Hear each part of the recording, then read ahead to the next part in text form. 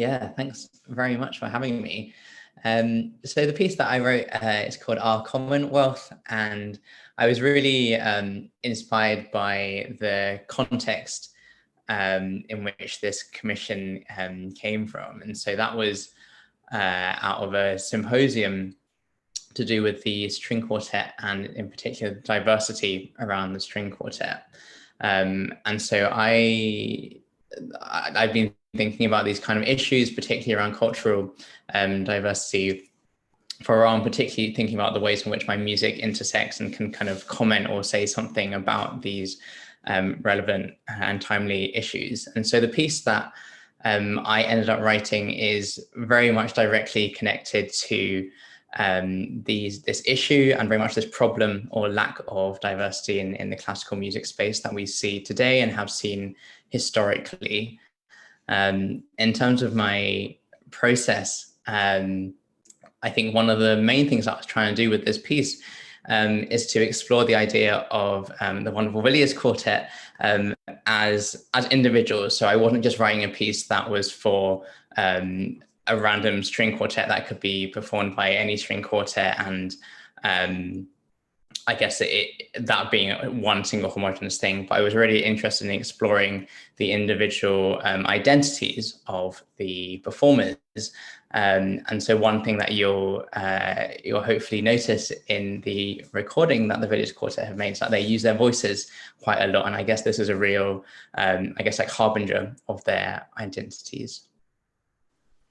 So could I just ask you how you came to the idea of using, because we, just to explain a little bit, we use the voices and the playing, and there is a progression throughout the piece with this.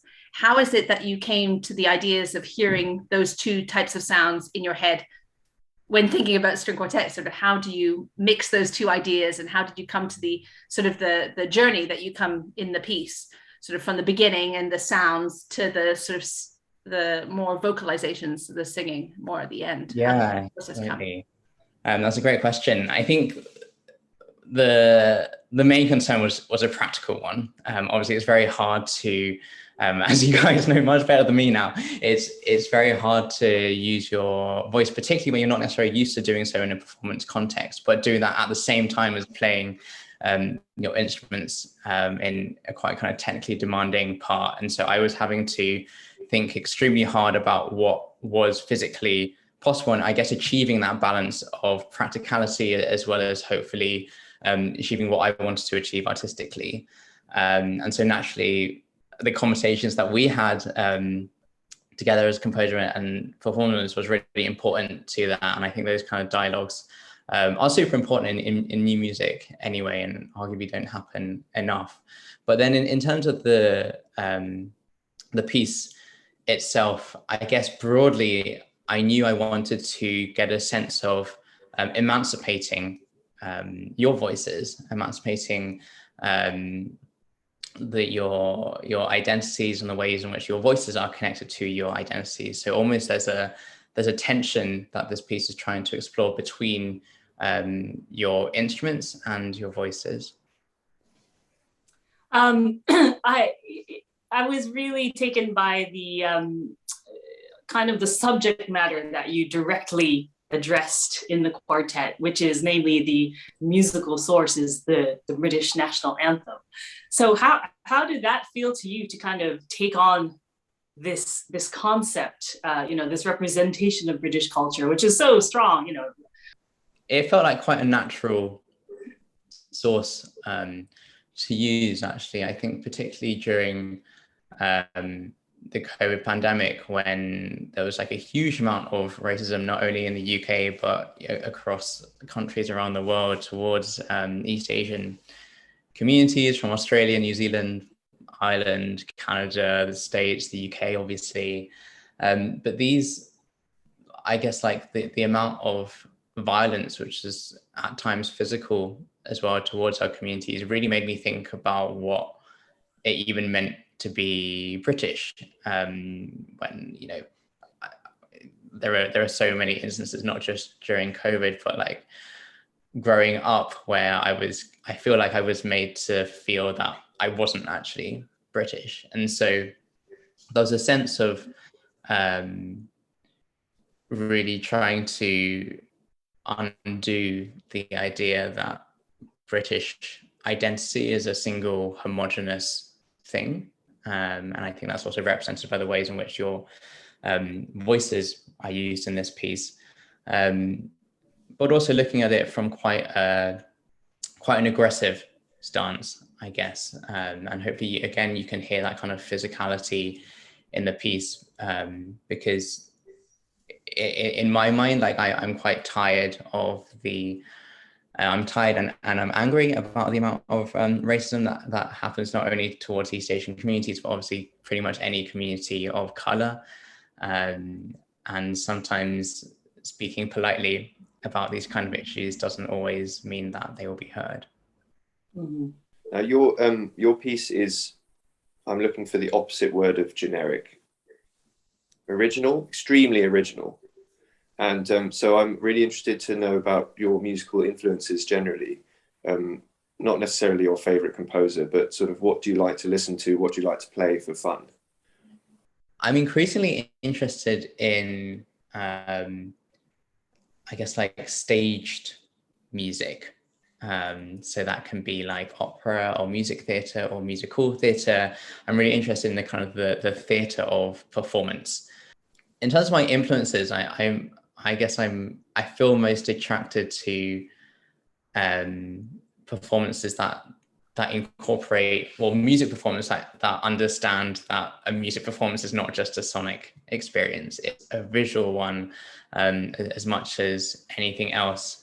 And I guess I've been privileged to have worked quite a lot recently in staged performances, whether that be like opera or kind of semi-staged things, and kind of working directly with directors, I feel has been really super interesting, and kind of it's really made me think about the way that I compose in quite a different way, and thinking about ways to unlock the kind of innate theatricality of the concert experience. So yeah, I guess that's kind of the first thing that comes to mind when looking back at writing this piece.